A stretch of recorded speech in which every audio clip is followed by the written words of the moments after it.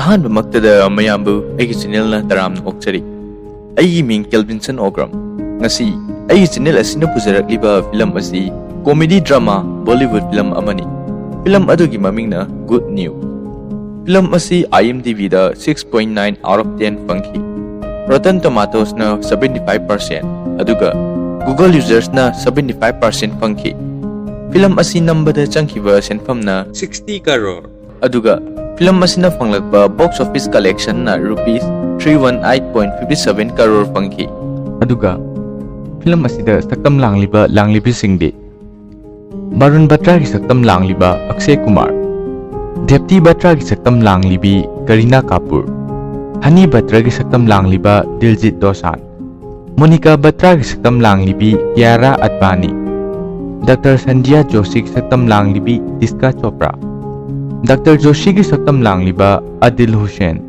ꯑꯗꯨꯒ ꯕꯥꯔꯨꯟꯒꯤ ꯃꯆꯟꯅꯨꯄꯤꯒꯤ ꯁꯛꯇꯝ ꯂꯥꯡꯂꯤꯕꯤ ꯑꯟꯖꯅꯥ ꯁꯨꯈꯥꯅꯤ꯫ ꯐꯤꯂꯝ ꯑꯁꯤ ꯔꯥꯖ ꯃꯦꯍꯇꯥꯅ ꯗꯤꯔꯦꯛꯁꯟ ꯄꯤꯕ ꯐꯤꯂꯝꯅꯤ꯫ ꯑꯗꯨꯒ ꯐꯤꯂꯝ ꯑꯁꯤ ꯍꯤꯔꯣ ꯌꯥꯁ ꯖꯣꯍꯔ, ꯑꯔꯨꯅꯥ ꯚꯥꯇꯤꯌꯥ, ꯀꯔꯟ ꯖꯣꯍꯔ, ꯑꯄꯨꯔꯕꯥ ꯃꯦꯍꯇꯥ, ꯆꯥꯛꯁꯟ ꯈꯥꯏꯇꯟꯅ ꯄ꯭ꯔꯣꯗ꯭ꯌꯨꯁ ꯇꯧꯕ ꯐꯤꯂꯝꯅꯤ꯫ ꯍꯧꯖꯤꯛ ꯋꯥꯔꯤ ꯑꯁꯤ ꯍꯧꯖꯔꯛꯂꯒꯦ꯫ ꯐꯤꯂꯝ ꯑꯁꯤꯒꯤ ꯑꯍꯧꯕꯗ ꯒꯥꯔꯤꯒꯤ ꯁꯣꯔꯨꯝ ꯑꯃ ꯎꯕ ꯐꯪꯒꯅꯤ꯫ ꯃꯐꯝꯗꯨꯗ ꯅꯨꯄꯥ ꯑꯃ ꯃꯆꯥꯅꯨꯄꯥ ꯑꯃꯒ ꯂꯣꯏꯅꯅ ꯒꯥꯔꯤ ꯂꯩꯕ ꯂꯥꯛꯈꯤ꯫ ꯃꯐꯝꯗꯨꯗ ꯁ꯭ꯇꯥꯐ ꯑꯃꯅ ꯅꯨꯄꯥꯗꯨꯗ ꯒꯥꯔꯤꯗꯨꯒꯤ ꯐꯤꯆꯔꯁꯤꯡ ꯑꯗꯨ ꯍꯥꯏꯔꯛꯑꯣ ꯍꯥꯏꯅ ꯍꯥꯏꯈꯤ꯫ ꯑꯗꯨꯕꯨ ꯅꯨꯄꯥꯗꯨꯒꯤ ꯃꯆꯥ ꯑꯗꯨ ꯌꯥꯝ ꯁꯥꯊꯤꯅ ꯅꯤꯡꯉꯥꯏ ꯇꯧꯔꯝꯃꯤ꯫ ꯑꯗꯨꯅ ꯀꯥꯔ ꯑꯗꯨꯒꯤ ꯐꯤꯆꯔ ꯑꯗꯨ ꯍꯥꯏꯕ ꯉꯝꯂꯝꯗꯦ꯫ ꯑꯗꯨꯗꯩ ꯐꯤꯂꯝ ꯑꯗꯨꯒꯤ ꯃꯦꯟ ꯀꯥꯁ ꯑꯛꯁꯦ ꯀꯨꯃꯥꯔ, ꯑꯗꯨꯒ ꯐꯤꯂꯝ ꯑꯗꯨꯗ ꯃꯥꯅ ꯁꯥꯔꯤꯕ ꯀꯦꯔꯦꯛꯇꯔꯗꯨꯒꯤ ꯃꯃꯤꯡꯅ ꯕꯥꯔꯨꯟ ꯕꯥꯇ꯭ꯔꯥ ꯀꯧꯏ꯫ ꯕꯥꯔꯨꯟ ꯕꯥꯇ꯭ꯔꯥ ꯀꯁꯇꯃꯔ ꯑꯗꯨꯒꯤ ꯃꯅꯥꯛꯇ ꯂꯥꯛꯈꯤ꯫ ꯑꯗꯨꯒ ꯁ꯭ꯇꯥꯐꯇꯨꯗ ꯌꯥꯔꯅꯤ ꯅꯪ ꯆꯠꯂꯣ, ꯑꯩ ꯍꯥꯏꯔꯒꯦ ꯍꯥꯏꯅ ꯁ꯭ꯇꯥꯐꯇꯨ ꯊꯥꯗꯣꯛꯈꯤ꯫ ꯑꯗꯩ ꯕꯥꯔꯨꯟꯅ ꯀꯁꯇꯃꯔꯗꯨꯗ ꯑꯃꯨꯛ ꯍꯥꯏꯈꯤ, ꯅꯪꯒꯤ ꯅꯆꯥꯅꯨꯄꯥꯅ ꯑꯩꯈꯣꯏ ꯒꯥꯔꯤꯁꯦ ꯄꯥꯝꯗꯦ, ꯑꯗꯨꯒ ꯑꯩꯅꯁꯨ ꯈꯜꯂꯤ ꯃꯁꯤꯒꯤ ꯒꯥꯔꯤꯁꯦ ꯅꯈꯣꯏ ꯏꯃꯨꯡꯒ ꯄꯛꯅꯕ ꯋꯥꯠꯂꯦ ꯍꯥꯏꯅ꯫ ꯑꯗꯨꯅ ꯑꯩ ꯀꯥꯔ ꯑꯃ ꯎꯠꯀꯦ, ꯃꯁꯤ ꯌꯥꯝꯅ ꯄꯛꯅꯒꯅꯤ ꯍꯥꯏꯅ ꯀꯥꯔ ꯑꯃꯒꯤ ꯃꯅꯥꯛꯇ ꯑꯃꯨꯛ ꯄꯨꯁꯤꯜꯂꯤ꯫ ꯕꯥꯔꯨꯟꯅ ꯀꯁꯇꯃꯔꯗꯨꯗ ꯀꯥꯔꯗꯨꯒꯤ ꯐꯤꯆꯔꯁꯤꯡ ꯑꯗꯨ ꯂꯣꯏꯅ ꯍꯥꯏꯔꯝꯃꯤ꯫ ꯍꯥꯏꯕ ꯂꯣꯏꯕꯒ ꯒꯥꯔꯤꯗꯨꯗ ꯀꯥꯈꯠꯂꯣ ꯑꯗꯨꯒ ꯇ꯭ꯔꯥꯏ ꯇꯧ ꯍꯥꯏꯔꯝꯃꯤ꯫ ꯃꯇꯝꯗꯨꯗ ꯀꯁꯇꯃꯔꯗꯨꯅ ꯃꯆꯥꯅꯨꯄꯥꯗ ꯌꯦꯡꯉꯤ ꯑꯗꯨꯒ ꯄꯥꯝꯕ꯭ꯔꯥ ꯍꯥꯏꯅ ꯍꯪꯉꯤ꯫ ꯃꯆꯥꯅꯨꯄꯥꯗꯨꯅ ꯀꯥꯔꯗꯨ ꯄꯥꯝꯗꯦ, ꯌꯨꯝꯗ ꯆꯠꯂꯁꯤ ꯍꯥꯏꯅ ꯀꯟꯅ ꯂꯥꯎꯔꯛꯂꯝꯃꯤ꯫ ꯀꯁꯇꯃꯔ ꯑꯗꯨ ꯑꯗꯩ ꯏꯆꯥꯁꯦ ꯌꯥꯝ ꯀꯞꯄꯦ, ꯑꯩ ꯀꯣꯟꯅ ꯑꯃꯨꯛ ꯂꯥꯛꯀꯦ ꯍꯥꯏꯅ ꯍꯥꯏꯔꯝꯂꯒ ꯁꯣꯔꯨꯝꯗꯨꯗꯩ ꯊꯣꯛꯈꯤ꯫ ꯃꯊꯪꯒꯤ ꯁꯤꯟꯗꯅ ꯃꯈꯣꯏ ꯕꯥꯔ ꯑꯃꯗ ꯆꯪꯂꯛꯏ ꯑꯗꯨꯒ ꯕꯤꯌꯔ ꯊꯛꯂꯝꯃꯤ꯫ ꯃꯐꯝꯗꯨꯗ ꯑꯛꯁꯦ ꯀꯨꯃꯥꯔꯅ ꯁꯥꯎꯔꯒ ꯃꯥꯒ ꯊꯕꯛ ꯇꯧꯃꯤꯟꯅꯕ ꯁ꯭ꯇꯥꯐꯁꯤꯡꯗꯨꯗ ꯍꯥꯏ, ꯅꯨꯄꯥꯅꯦꯅ ꯅꯨꯄꯤ ꯑꯉꯥꯡ ꯌꯥꯝ ꯀꯤꯗꯗꯅ ꯑꯗꯨꯒꯤ ꯀꯁꯇꯃꯔꯗꯨꯅ ꯑꯍꯥꯟꯕꯅꯤ ꯑꯩꯅ ꯀꯥꯔ ꯌꯣꯟꯕ ꯉꯝꯗ꯭ꯔꯤꯁꯦ꯫ ꯃꯇꯥꯡꯗꯨꯗ ꯕꯥꯔꯨꯟ ꯕꯇ꯭ꯔꯥꯒꯤ ꯅꯨꯄꯤ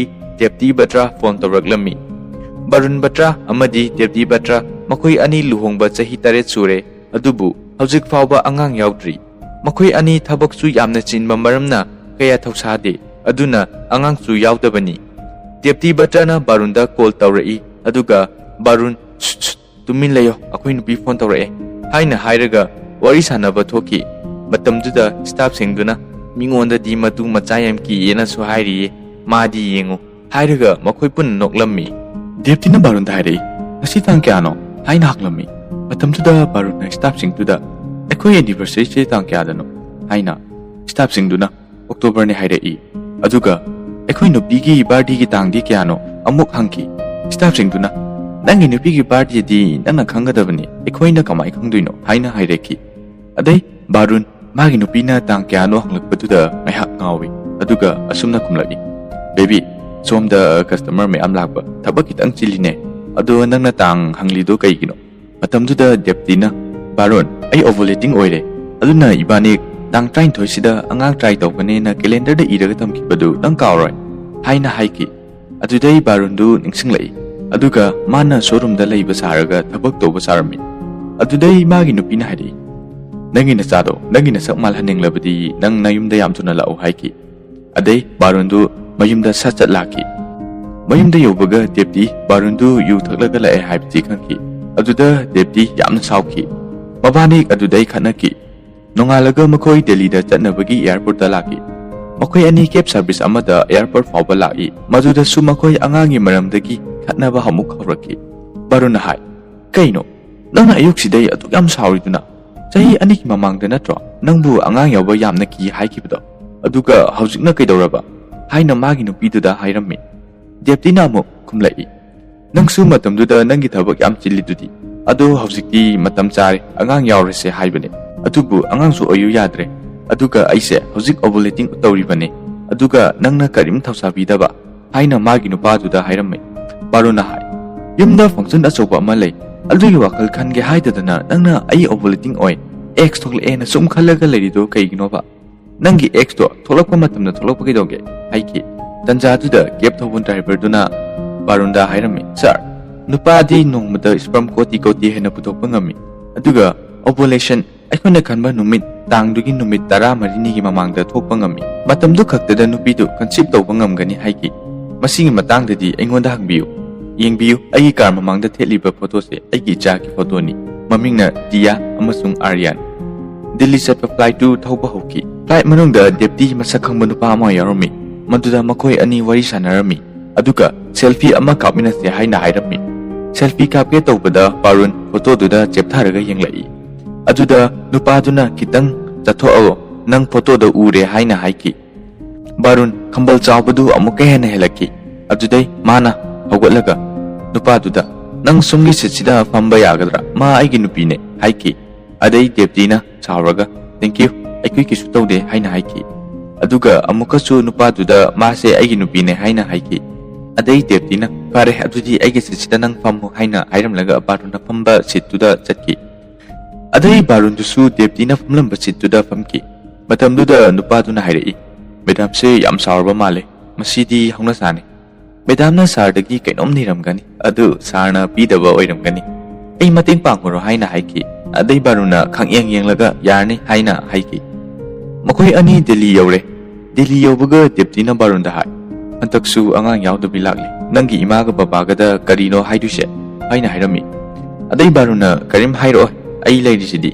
nangdi Virat Kohli gumbani aduna nongma soidana trophy puraga laktuini haina haiki deputy na barunda hai Virat Kohli gidi trophy du phangnaba mi tara le aduga aigidi tang khaktani le dise aduna gyan taw haina haiki adai barun gi mama du tholai aduga macha sing adu mayumda pothana ba haiki nubidang yorokpaga function du da laki function adu barun gi machan nupi gi ahanba macha gi lori pangthokpagi thokba numini mafam du da lakba mi khudingna deputy da angang gi maramda yamna hangki nupi ama lai aduga barun gi machan nupi du da lori gi yai phapawzel piki aduga deputy ubada mahakna barungi machan nupida asebu Mumbai da laiba nanamadu natro haina ki barungi machan nupiduna mane haiki adai nupidu deputy gi manakta chengsilei aduga aisa khangliba haina hanglammi deputy na hoi ningsingli hairami aduga nupiduna nang luhongba chahi kya surage haina deputy da hangki deputy na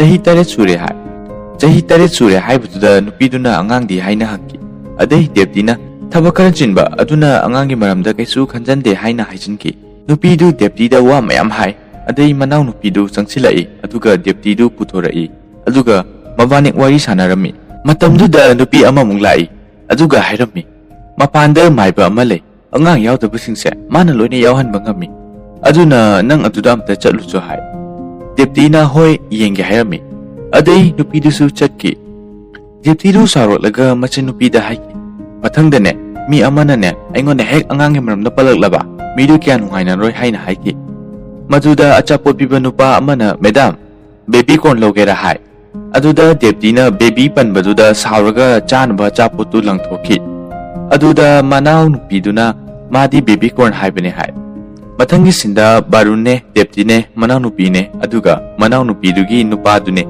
breakfast charami Maduda barungi manau nupiduna barunda Dr. Joshi kauba Dr. Amagi details thai aduga baruna kanano Dr. Joshi haise kaigino nangna ingonda tek tharaklikse haina haiki barun manau nupiduna tamo mase Bombay gi top fertility specialist ne maga muktang tanaraga yengbadi kaisu kaidina haina mayambaduda hai matamduda baruna yengloi haina hairami deputy barunda hai nangse Karamba century degi lakba nupano haina haiki maraktuda barungi machan nupigi nupaduna hai barun nang cheri ningsingli ko baruna kumlai Idomcha anugi macha nupi du natro. Adai masin nupa duna amuk harai. Makoise chahi mangane angang oinaba try tawrise. Adubu angang oimandabadai Dr. Joshi gi manakta chatlaga yenglubani. Chahi amagi matungda angang ani oiraga lae. Haina haiki. Aduda baruna hai. Tha turukta angang ani. Kamaina haina hangki. Aduda masin nupa duna as nang se gyan taman khitreda ko. Phaibo pokli ne maido haiki. Adai baruna hoi adudi aikoisu chatlaga yenglurage haiki. Makoi Dr. Joshi gi manakta laki. Hospital duda foreigner angangi photo mayam telami. Aduda baruna kainu test tu dei puthokpa angang se foreigner angang akta pokpro. Indian di yadaba chatla haina magi nupida haiki. Adai nurse ama laki aduga makoi ani Dr. Joshi unaba yarani haiki. Makoi ani Dr. Joshi gi kada lai. Dr. Joshi nasu makoi ani du harau koksilli. Makoi ani chair duda fami aduga Dr. Joshi na hairai. Nakoi ani ki report che aina yengle. Report sta afabadi oide. Aduga deputy ki X ki masing se yam hathare e. Aduna tawgada thabak se thuna tawba mathau tai haina hai. Matam duda baruna ai di kaisu thuidokpa tawde ko haina doctor duda hangki. Doctor duna hoi nangisu afaba sperm khara khakta ngaire haina haire. Aduga doctor duna makoi anida mana haidui wadu ningthina tana ba hai. Baron ki sperm ki quality di yam pai. Adubu deputy da changbaga chonthai aduga mangki ha. Karim waningai leite noi ki chahi matang sida yam toina thokpa thabakni. Aikhoina tawgadaba se baron ki sperm duga deputy ki X duga moi ki lab da fertilize tawraga thamgani. Aduga amana aikoi ki lab se India da ko adigi faba lab ni. Aduga makoine embryo form da lakpaga deputy ki hachang da hapsinga dawribani. Masigi process si in vitro fertilization IVF kawi haina haiki. Deputy du harauraga hoi tawrase haina hai. Batamduda deputy na doctor duda masigi process tawringai manungse office dagi suti yam lawba mathau tagadra haina hangki. Doctor duna angang oninglabani na lawba tabani haina haiki. Madudai doctor duna makoina fertilize tawba lab duda puraki. Mafam duda Dr. Joshi ki nupisu lairami. Aduda baruna ubada ngauki. Mahakna doctor da hangi. Doctor, mahakna kanano haina. Dr. Joshi na aigi nupine. Kaidaurage haina hangi. Baruna mangtu nomlaga kaisunate haina hakumlami. Deputy na doctor da asumna hangi. Karigumba masigi process ya taurabasu pregnant oiba ngamdrabadi kamai tawgani haina doctor duda hangki. Adai Dr. Joshi na hairaki. Adu oiragana egg donor amagi egg tu lauraga baron ki sperm da fertilize amuk tawduini haina haiki. Matam duda deputy na baron da hai. Nangsu kai khara hango. Interest kara utlo haina haiki. Adai baruna doctor da hangi. Doctor, ai kinom ta hangi ba. Hawjik angang pukpa angang ohenba yam chawkhatle. Aduna aikoi nupa su angang pukpa yarabra haina hangi. Dr. Joshi ki nupi du tan chana na thuklai aduga barun da hai. Hoi yare. 2017 da nupa amana angang nupi amasu pokre. Ado ma se hana nupi oirame. Aduga magi ovaries amasung private parts singdu haibaga baruna yare details di yare haina haiki. Adui mathangda doctor duna makhoida makhata na tawgadaba thabak sing haiki. Aduga makhoida mathange process ya paisa yam chatkani. Atuna makhoi ani sem sana ba haiki. Mathangi sinda marun mayumda cricket match yenglaga leirami. Mahak hospital da cement sample piba chatkadabani. Aduna deputy na TV du muthatki. Aduga barunda hai. Nangse cement sample piba chatkadabani. Aduna asigamba tension laibase yenganu haiba natro haina haiki. Adai baruna deputy da nang tawrido khara henmalle. Semi final ne TV du thara u haiki. Adai deputy na barun aina haise phagi oina lawrise kaigino haina haiki. Barun yare ai chatle haina hospital chatli. Aduga hospital yobaga reception da changi. Barun reception du da haiba ikairami. Adudai mahagna reception du da kinomta hangchake hai. Reception du na hoi hangbiyo na hairami. Adai baruna magi appointment ama lay hai. Reception du na karigi appointment no haina hanglami. Baruna sample ama pigadabani hai. Reception du na kari sample no hanglami. Barun du haiba ikairami. Maduda ming tharaga yengo aiki ming barun batra kawe haiki. Reception duna magi maming du tharaga yengi. Adai reception duna cement sample pigadaba oire haina hauna hairak lammi. Aduga barunda hai. Sir, sibu kari dai kaningai oige. Sida leiba misingsisu cement sample piba lakpa ngaktani hai. Madudai reception duna barunda kauta ama pirai. Aduga barunda waiting area da famnaba haiki. Waiting area duda sample tu pinaba mi myam leirami. Missing adusu sample piba loinaraga thoknaki. Mahaksu sample du piramlaga thoklai. Mathangi sinda deputy da embroyo du thajinnaba sem saba uba fangkani. Maduda deputy du pakhatpadai mabu wantha halo hairami. Adai doctor duna pakhattanaba hairami. Dr. Joshina embroyo du mai pakna deputy gi hakjang da thajinki. Aduga deputy adu wakal awaba khanganu nungaina layu haiki. Aduga numit 10 gi matungda pregnancy test tawduini. Adu faubadi awaba nungaitaba wakal khandanaba haiki. Barun amadi deputy harau harauna leminarami. Pakta pothaba chatli deputy yoga na jingba kya tawbi. Aduga makhoi ani numidangda angangi nungsiba kayagi video su yengminaki. Nongma deputy ga barun ga breakfast charingaida Dr. Joshi gi nupina phone tawrai. Phone du deputy na paikatli. Aduga doctor du na hai. Deputy nangi nupaga loinana hospital da amta lakera. Checkup macha ama togataba lay haina haiki. Adai deputy na doctor duda. Kaino numit 9 chuda ngaidi. Karigi checkup no haiki. Baruna su lakpa ngamloi haina haiko na deputy da haiki. Doctor nupiduna emergency checkup amagine. Aduga Dr. Joshina su noiga wari sanaba pame haina haiki. Adai makhoi ani doctor da laki. Dr. Yaubaga makhoi ani Dr. Joshi ngairami. Mafamduda Dr. Joshi gi advertisement ama TV da tharaga thanami. Aduda baruna deputy da hai. Kaino moi tawsibo. Angangi oiba film gumba ama tharaga thamge di haidadana. Direct hekta angang yunbai type to yechulaga thamlisibu karino. Haina deputy da haiki. Matangduda film aduki main character Diljit Dosan uba pangani. Mahangna sariba character dugi mamingna Hani Batra. Mahaksu Dr. Joshina hospital aduda kaubani. Aduna nungaiba pau ama taba fanglani khanbagi hospital aduda gift mayam puraki. Gift sing adu reception da pusilaki. Aduga reception duna kaino mayam sibo. Hanina madam gift ni gift. Mafam se isorgi yumne. Thawai amubu semba ngamba. Aduna gift sing se purakbani haiki. Matam duda reception duna heraki. Ado mafam sida gift pusan bayade. Adai hanina kaino haisibo. Isorgi yum dasu gift pusin bayadraba. Pare. Ado kaygino noina aikoida phone tawraga lao hairakli kaygino haina hanglapmi. Adai nakandagi mainupi mamingna Monica Batra. Mahakna angang fangle haina lauraga harauraga sintorai. Hanina aina haidra mafamse thawai simba ngamena. Aikhoishu icha fangledana haina haiki. Adai Monica na kaidaino aikoi nate migi angang ya haure haibane. Adai hani du reception duda yenglaga noi. Monica na angang adu yam nuksi ipik ladana aduna daibong mapupu simbiriba ima nachagisu asigumba angang nupi macha amata fangbiu haina hai. Hanina hayeng nachado nupa oina poklasu pokadum set hallo. Aigidi nupi oirasu kaide nupa oirasu kaide. Aikhoigi I oiraga loide haina hai. Adai nurse ama thulalaga Mr. amasung Mrs. Batra haina kauraklami. Matamduda makhoi mari makpuna laki. Adai makhoi mari yinaraga kaknaki. Hanina nuishu Batraro baruna mane hai. Adai hanina wow aikhoisune. Ado madam karamba Batrano kauribo haina nurse tuda hanglami. Adai nurse tuna takhoi mari mak lao haina hairaki. Adai hanina ngasidi Batra singda afaba pau tahalegena pulap kauraklaba male.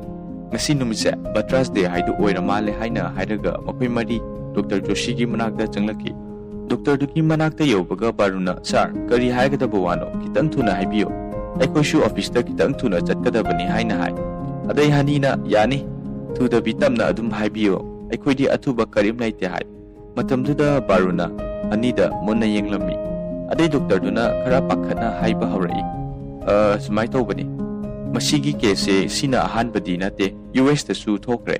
Ado aikhoisida di ahanbani tawrise. Adai deputy na tawrise karino doctor. Doctor duna hai nakhoida sperm mix tawkre haina hairi.